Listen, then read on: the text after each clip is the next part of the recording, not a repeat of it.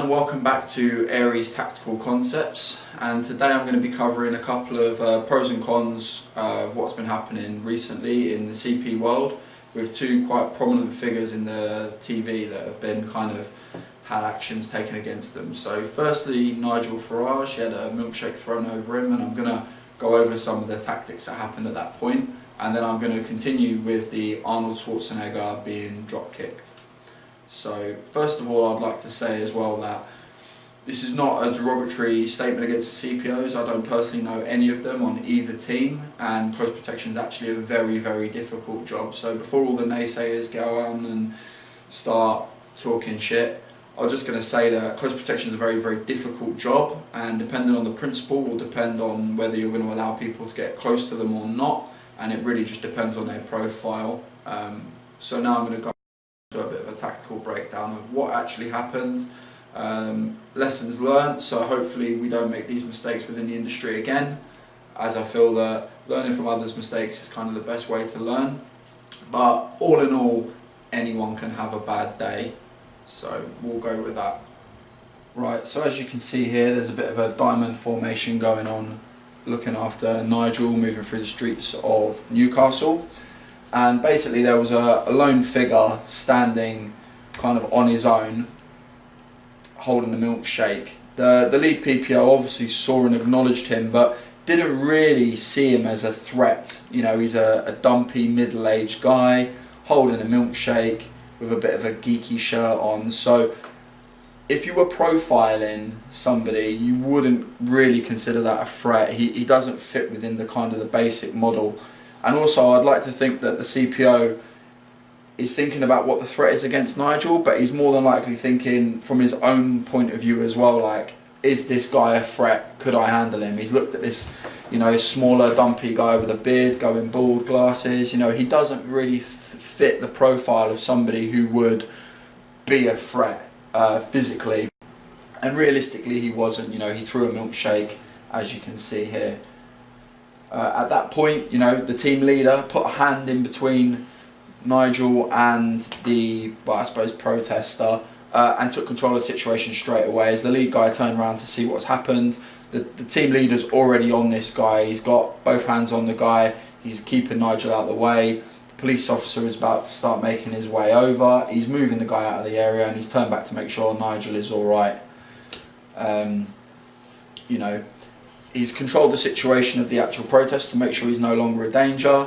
You know, a CPO over from the left has moved in front as well, and Nigel is pretty much safe from physical harm. The protesters then moved away by the officer. Paparazzis are obviously going nuts, and there's still people relatively close to Nigel, but the team leader's back and he's saying, right, get the vehicle, let's go.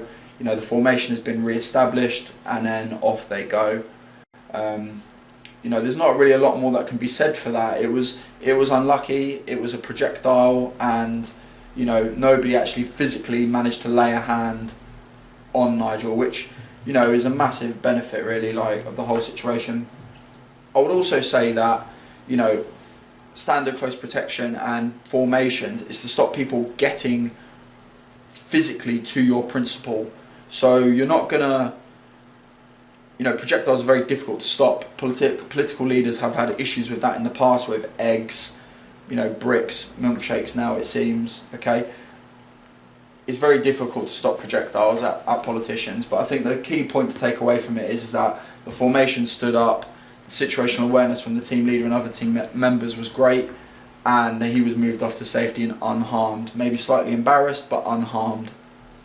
Overall, I think the team did very, very well. I don't think the actual incident happening is a detriment to them at all. I think the team leader took control of the situation really well, and it was just very unfortunate as to what happened. I would like to add, though, that the whole throwing projectiles at politicians or at anybody, I saw a lot of comments afterwards on a lot of different groups about how the close protection team was rubbish, or throwing things political leaders that you don't like is acceptable. Personally, I think that's really a terrible statement.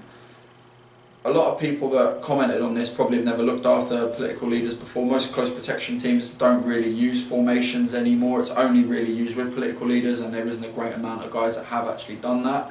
In hostile environments, obviously, formations are still used across big open grounds, but predominantly within the industry, you know, you're one man looking after people, so I wouldn't really pay too much attention to that kind of talk. The other thing I'd like to kind of tackle is throwing milkshakes, eggs, anything like that at anybody is just not classy. Just because you don't potentially like somebody's views doesn't give you the right to throw things at them. It's not acceptable for anyone. There was a later story of a guy, an old guy that went to, I think he was in his mid-80s, that went to a polling station and he had a milkshake thrown over him. This is an elderly man, so it's never acceptable to throw things over people just because you're politically different to them.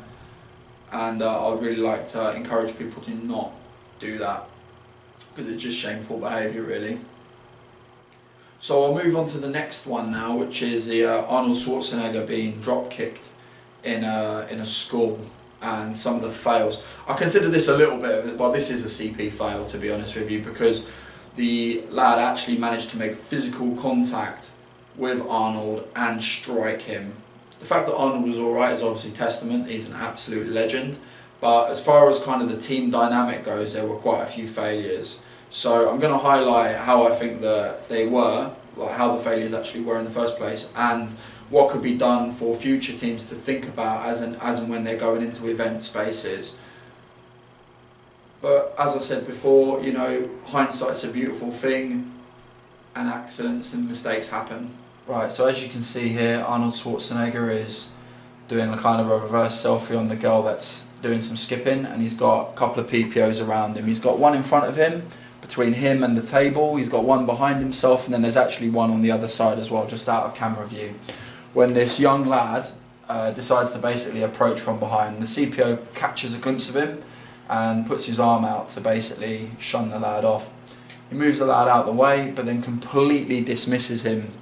He doesn't engage him in conversation, takes his eye completely off him, and is too busy kind of looking in the direction that Arnold's looking in. You can see that the other PPO is directly in front of Arnold, and he's also looking and watching Arnold, so there's no arcs really where they're looking out as such, and obviously there's another PPO on the other side. So this lad obviously feels like he's just been brushed off, not really bothered, and wanders off. In the meantime, CPO is still basically facing the wrong way. You know, when you have a close protection team working in this kind of environment, what you really need to have is outward arcs. You shouldn't all be that close, because if you think about the time and reaction to something happening, you are on the principal, so you are too close anyway. Like, you should be at least a foot back, out of camera angle, and able to observe the whole room, because Arnold has a table to the left of him. Nobody's getting over that, and as you can see, he's the kind of principal that likes people being close. Everyone's happy, smiling, their body language is there, they're all taking selfies. He's happy to be there, but the one area that they're not looking at is his back, which is realistically what he should have been covering. So the selfies continue, and bang, the drop kick happens. So Arnold is now drop kicked and pushed forward onto the child. As you can see, where the CPO is too close, the reaction time is basically zero. The action's already happened, and then he puts his arm out.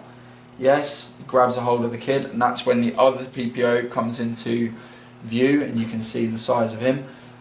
But he's still watching. He's not really checked to see if Arnold's alright at this point. Nobody's got around him, and the threat has basically been subdued on the floor. Arnold's wondering what's happened, and the lad's been dropped off, and you see another CPO there with a beard, an absolute unit of a bloke, steps in too. Everyone's kind of looking at Arnold and seeing what's going on. As you can tell, realistically, it didn't need to happen. So with this situation, it's kind of, the formation was there, but the guys weren't really looking where they were meant to be looking. The guy that was directly in front of Arnold should have had arcs into the crowd, having a look at, you know, potential threats, potential risk of people being able to get to him, and he had a table to the left of him. So Arnold from that position is relatively good. He's got a barrier in front and to the left, he's got a PPO directly here, Arnold is here, he's doing his thing. PPO behind should have had his back to Arnold. He should have been scanning the rest of the room. He should have been seeing where the potential threats are coming from that could get to him from across the pitch.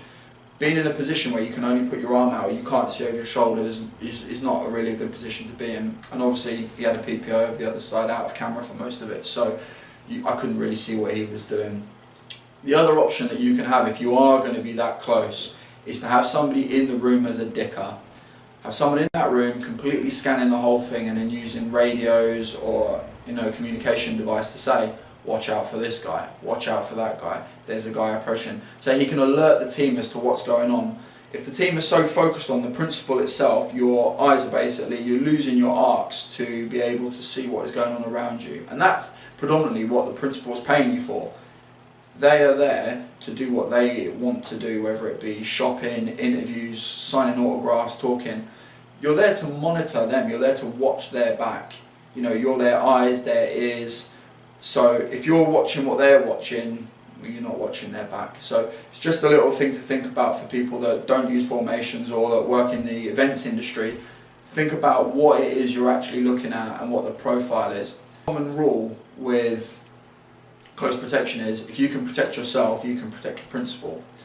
But also you have to think about the threat. Just because somebody is potentially not what I would deem a threat to myself doesn't mean that that is not the profile of what would be a threat to the client.